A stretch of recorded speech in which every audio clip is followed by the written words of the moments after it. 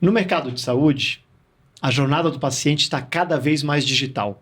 As pessoas entram no Google e até por AI para fazer buscas como o melhor remédio, o melhor médico, a especialidade, diagnóstico, sintomas. E isso é uma tendência que veio para ficar.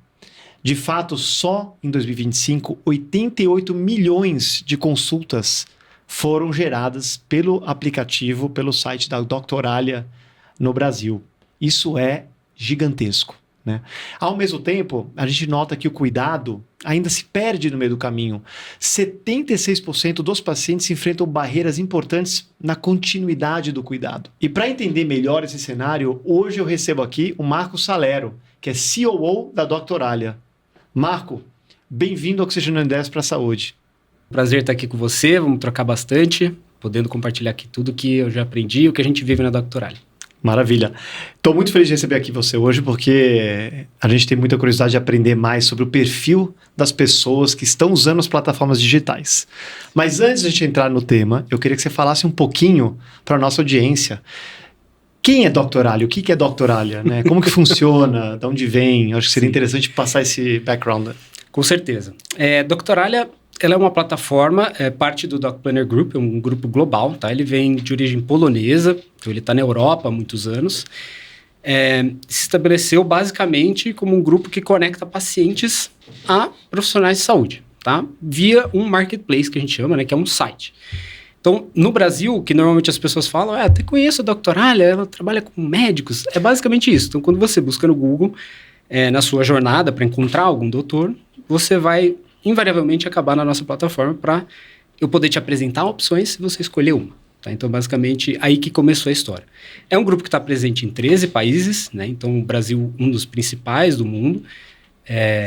Mas aqui a nossa história ela é bem gigante, né? Então, os números brasileiros são sempre em potencial muito maior, né? Muito expressivos, né? Muito expressivos versus países europeus. Então, aqui no Brasil, por exemplo, a gente já lida com mais de 33 milhões de usuários na plataforma. 33 milhões de usuários. 33 milhões de usuários. Que bacana. É enorme, né? Mas se você para pensar ainda na população, não, é enorme. Ainda ainda tem espaço. Ainda está caminhando, né? Ainda tem espaço. Nós temos mais de 10 milhões de agendamentos por mês também pela plataforma, né? Que é um dos objetivos iniciais da plataforma, servir doutores aos pacientes que estão precisando deles. Mais de 6 milhões de avaliações, então é um sistema que também procura dar esse feedback ao usuário para que ele tome a melhor escolha, né? Para que ele possa escolher o melhor profissional para ele. E temos mais de 1 milhão de profissionais nessa plataforma de todas as especialidades da área da saúde. Então, assim, a gente está com uma presença bem expressiva em termos de marketplace. Além disso, também servimos clínicas de pequeno porte com o sistema FIGO, né? Também te ajuda no gerenciamento do back-office da clínica. Então, a gente atua nessas duas pontas, tentando conectar pacientes a profissionais de saúde da melhor maneira. E o FIGO, você estava comentando, o FIGO é só para clínicas médicas ou ele atende outros? O FIGO, ele atende...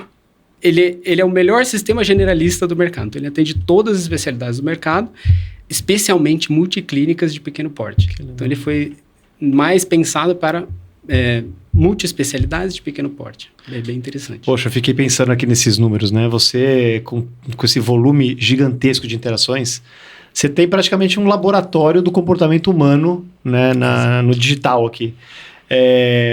Quem que é o paciente digital brasileiro hoje, né, depois de ver tanto dado, tanta interação? Exatamente.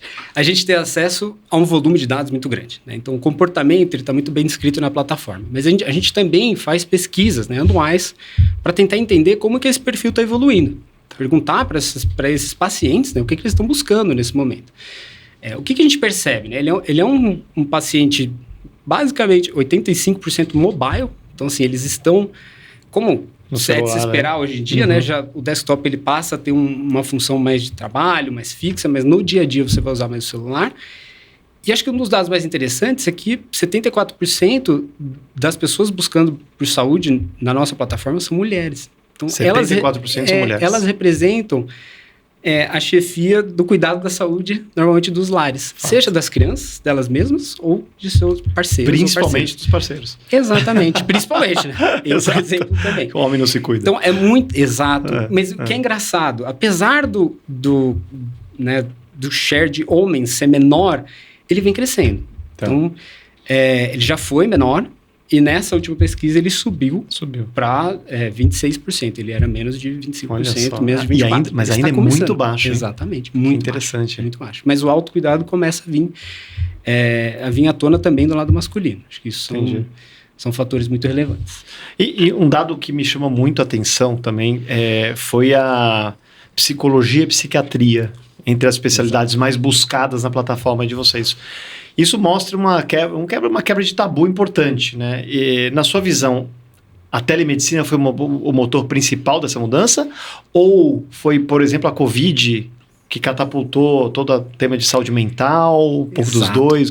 Eu acho que os dois juntos explicam bastante, né? Mas também é uma pandemia de saúde mental que a gente tem vivido muito depois do Covid, né? É uma coisa que o Covid não iniciou, não se criaram, né? As dificuldades mentais no Covid, mas elas foram acentuadas. A telemedicina vem como um facilitador, né? E catalisa esse poder. Mas cresceu muito, e cresceu muito mesmo. Estilingou. Muito. E eu acho que ao botar esses dois fatores juntos, a gente entende que a busca por saúde mental vai crescer, e segue crescendo. É uma tendência grande no setor de saúde, né? A busca por saúde mental vai crescer, e esse cuidado meio que contínuo e prévio, não só se você está em apuros ou com algum problema. As pessoas começam a ir mais para prevenção e para autoconhecimento, além de lidar com patologias mais sérias, né? Então se expande também o espectro de demanda por saúde mental. Ele não é mais só quando você está com um problema muito sério.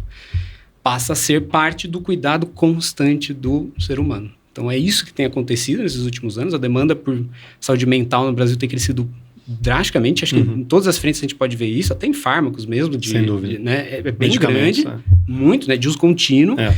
E isso também é refletido, né? Nas plataformas e nessa necessidade que a gente tem por buscar apoio, né? De um outro ser humano. Agora, o interessante é, mesmo com esse avanço, né? A gente tem estudos que mostram que 76% dos pacientes enfrentam barreiras que dificultam a continuidade do cuidado. A continuidade do cuidado, ele é um problema, a adesão, né, ao tratamento, ele é um problema já nos medicamentos. A gente enxerga isso, né? A duração média aí de 3 meses, 2 meses e meio, 3 meses. E não é nem Brasil, é global, né? É uma realidade. Quando a gente pensa no atendimento digital, né, e com a experiência de vocês, aonde você acha que exatamente essa jornada ainda sofre uma quebra importante? Eu acho que pela nossa pesquisa, né? Então, da nossa pesquisa, a gente abordou essas barreiras e o que os pacientes alegam ser a maior dificuldade deles darem continuidade a um tratamento. A primeira, né, uma das principais delas é a dificuldade de conseguir uma agenda de consulta. Pode parecer estranho, mas essa agenda ela vai estar disponível para daqui a muito tempo. Muito tempo na visão do paciente. Quanto é isso? A gente não metrificou, mas é tempo suficiente para ele achar que demora demais. E aí ele desiste. Ele não só desiste, como ele cara, depois eu vou ver isso. E a gente vai entrar naquela coisa que vai se distrair, você não vai voltar para a vida. Depois você vai lembrar disso daqui 3 semanas. E aí você vai ter que retomar tudo do zero. Em tratamentos fármacos, é basicamente a mesma coisa. Né? Você começa, você sente uma melhora, você fala, agora não preciso mais. Não preciso mais tomar. E normalmente quando a gente faz isso, é muito interessante. É aí que dá algum problema. A gente tem que fazer isso com acompanhamento, né, o tempo inteiro. Então a gente precisa ter esse acesso facilitado, né, para conseguir essa consulta com o seu doutor. Uma outra dificuldade, o que a gente chama de barreiras geográficas de acesso. Então, a depender de onde você está, se você está procurando uma consulta, né, no mundo físico, você tem dificuldade de encontrar especialidades específicas para você, perto de você, né? Alto custo, né? Que eu acho que é uma das barreiras mais óbvias, né? A barreira financeira ela é sempre presente, especialmente no Brasil. Problemas, né, com autorização de plano de saúde. Então, 1/4 da população brasileira está coberta por plano de saúde, mas isso não quer dizer que o acesso é tão facilitado assim ainda. Né? Ainda há barreiras de pré-autorização, autorização e toda a burocracia envolvida que deve existir. Tem também, por último, né, e também não menos importante para a saúde mental, o estigma, né, e esse receio de procurar essa ajuda também. Então, quando a gente está falando agora de saúde mental, essas barreiras também da continuidade tem a ver com essa vergonha ou talvez a falta de confiança de que você precisa disso e de que você precisa tomar uma atitude sobre isso naquele momento. Às vezes você fica postergando, depois eu vejo isso. Então, especialmente na saúde mental, isso é muito importante. E não saber como escolher também o profissional que vai te ajudar. Uma outra coisa que acontece é o efeito Netflix, entre aspas. Então, você fica zapeando o menu de opções de profissionais, tipo, de terapias e todas as metodologias que existem, e você não consegue decidir o que você quer. Então, você passa 1 hora no catálogo Netflix e não vê nada. Escolhendo nada. É exatamente o que pode acontecer se você tiver muitas opções de tratamento para saúde mental. Então, até plataformas têm que começar a se adaptar a essa realidade, começar a guiar os usuários com perguntas mais genéricas para tentar direcionar o que você está procurando. Então, você está procurando uma terapia de casal, você está procurando uma terapia para um adolescente, que é seu filho, você está procurando uma terapia de família, você está procurando... Né, descreva um pouquinho melhor, não precisa dar muito detalhe, para que eu possa te ajudar melhor a encontrar essa opção. E aí, reduzir as opções para que você tenha aquilo que você precisa. Então, é interessante também esse caminho da tecnologia começar a te ajudar a entender o que você está precisando. Ainda sem dizer exatamente o que, mas perguntando, você prefere um terapeuta homem ou mulher, o que você se sente mais confortável, que tipo de assunto você vai querer tratar, para você procurar especialidades e metodologias que te caibam, né? Especialmente para a saúde mental, que é um pouquinho diferente da saúde do mundo físico, que é um pouco mais direto ao ponto em diagnósticos e tratamentos e protocolos, né?